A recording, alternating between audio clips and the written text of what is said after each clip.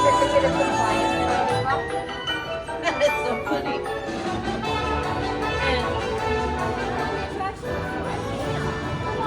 enjoy our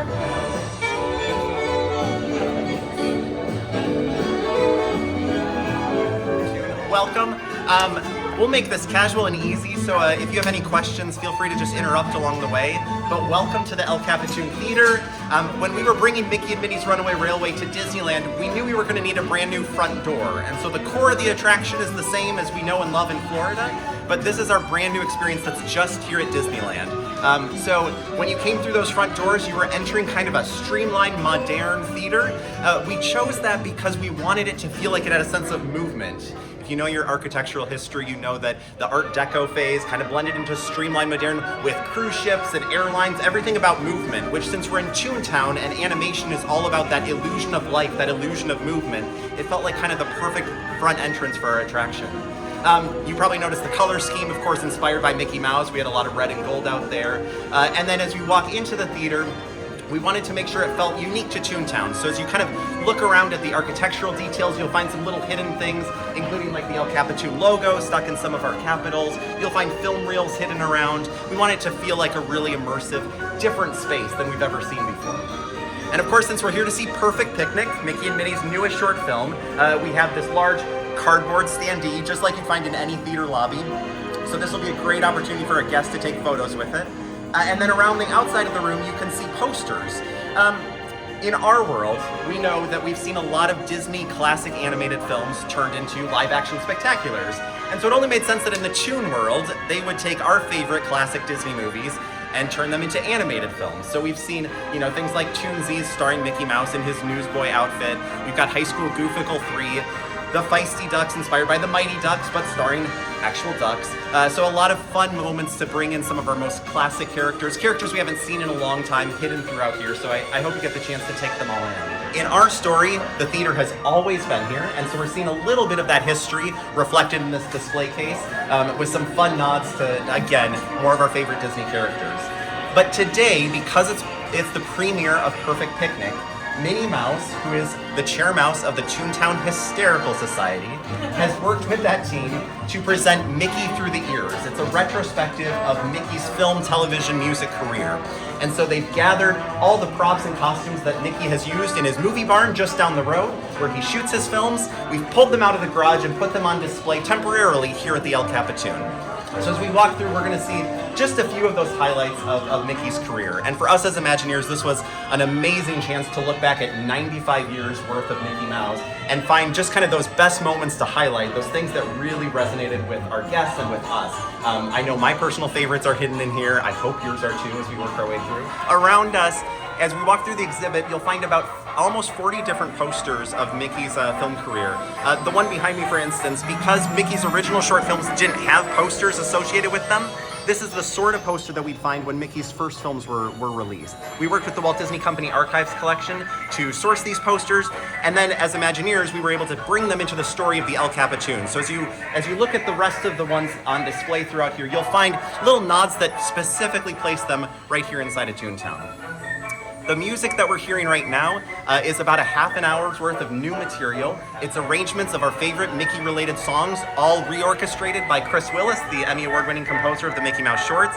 He and his team were amazing to work with, and they provided this music to us. As we walk through the queue, you'll notice here you can hear kind of that fun crackle that you'd hear in the early years of Mickey's career. As we walk through the queue, you'll notice that the instrumentation and that crackle starts to fade, and we start to get a more modern sound. So though it's one soundtrack as we make our way through this exhibit, we get a slightly different feel as we kind of walk through time in Mickey's career. I'm standing next to, of course, the original Steamboat Wheel from Steamboat Willie, which, sorry, we have a ghost interrupting me just behind. There we go.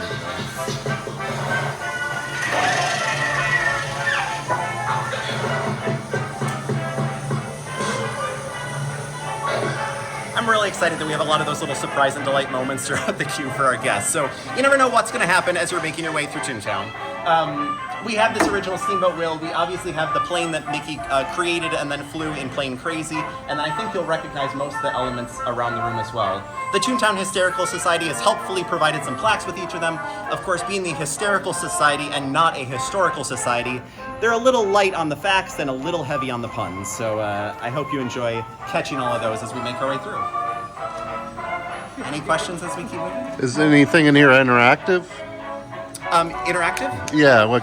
Nothing that I, as a guest, am going to trigger. Okay. Yeah, Toontown has a mind of its own.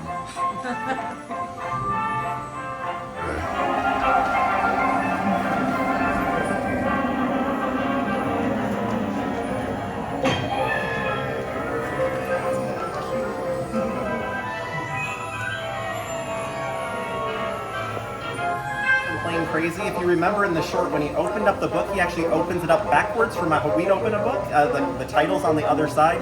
So of course we made sure that when we found it, it also has the binding on the opposite side from what we'd expect in our world. So lots of really little details all along the way throughout this queue to make sure that it felt as authentic to the world of Mickey as possible. And as you've seen, we've gone from Steamboat Willie up until Mickey's first feature film, The Sorcerer's Apprentice segment in Fantasia.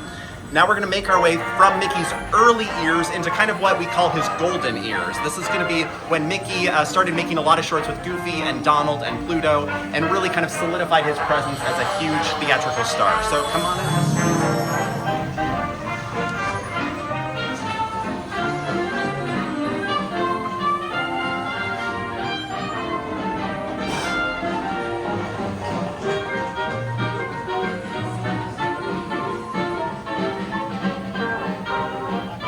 And best we can tell, last night the Toontown Hysterical Society left a box of beans out on this tabletop, and something apparently happened overnight. So as you come around past the beanstalk, you'll notice that the original plaque for it is caught up in the beanstalk over here, claiming that the box of beans might have been magic, but we think that's pretty silly. We obviously passed Mickey's birthday party and the costume that he wore in that, and then up ahead of me is going to be Pluto's Christmas tree. Don't miss the puns that are in the posters on either side of us as well. There's a lot of really fun stuff tucked into the posters on the sidewalls. Here we go.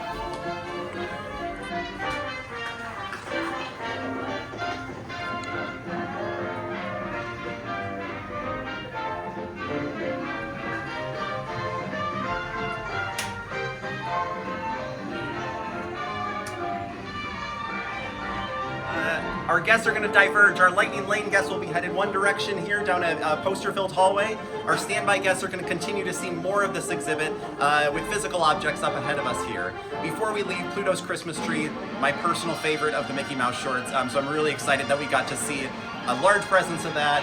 And as you walk by, be sure to notice how Chip and Dale's paw prints are headed from the fireplace to Mickey's bowl of nuts, which they're helping themselves to and stashing them in the presents along the way. It was really fun to work with our concept designer, Jen Schwartz, on finding these little moments throughout the queue to just tell a little bit of a story for our guests who are waiting. And of course, that mangled Christmas tree that the Chipmunks and Pluto took care of together, looking exactly like it does in the short. I'm still hopeful someday someone's going to do some side-by-side comparisons so that we can see that it looks exactly like it did on the last day of shooting of Pluto's Christmas tree. So welcome to the modern era. So this is going to celebrate, this room in our lobby concourse is going to celebrate Mickey's music career here with Mickey Mouse Disco and Mousercise.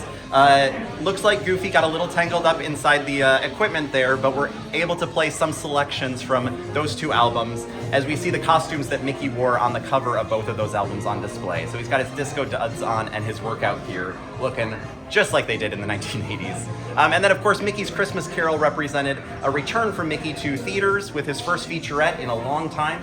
So we have his desk from when he played Bob Cratchit in Scrooge's office. And then moving forward, his other historical drama, The Prince and the Pauper, where Mickey played two roles. We have those costumes on display too. As we're going to make our way around the corner, we're going to start passing stuff from Mickey's TV career when he started appearing on Playhouse Disney, now Disney Junior, in Mickey Mouse Clubhouse, as well as Mickey and the Roadster Racers up ahead of us here. I should just point out that as we've been walking through, one of our goals in creating this queue was to make sure that everyone felt like they encountered Mickey as they first met him.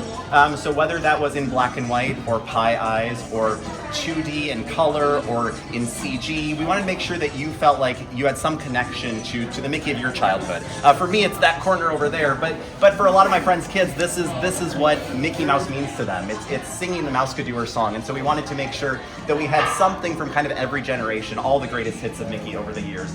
And that's going to lead us into, as we make this next corner, we're going to start seeing stuff from the newest iteration of Mickey, from the 2013 Paul Rudish produced Disney television animation stylization of Mickey. That is how we see Mickey as we enter the ride part of the attraction.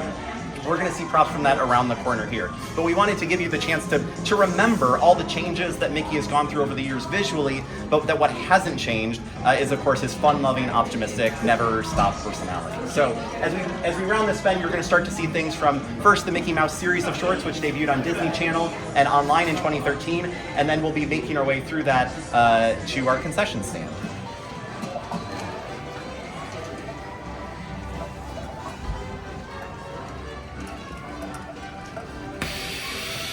So of course, a theater in Toontown would not be complete without its concession stand. The team had a lot of fun, both with puns as well as references to some of more obscure Disney characters inside the fictional candy and concessions that are here. Be sure to check out the popcorn as you walk by. We put a window right down at child height so they could get a really good view of popcorn, because even the popcorn might resemble some of our favorite characters. It's kind of a Toontown specialty here.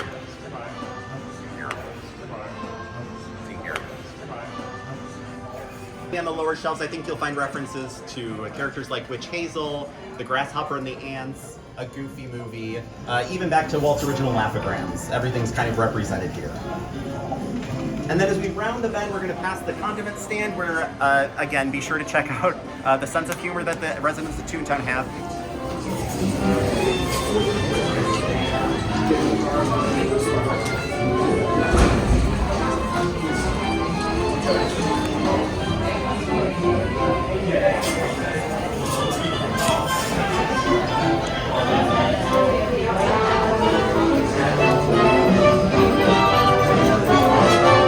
Is there any reference to Oswald?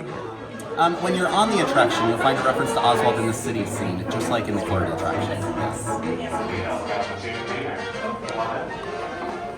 Go ahead and step all the way past those doors. They will be closing behind you.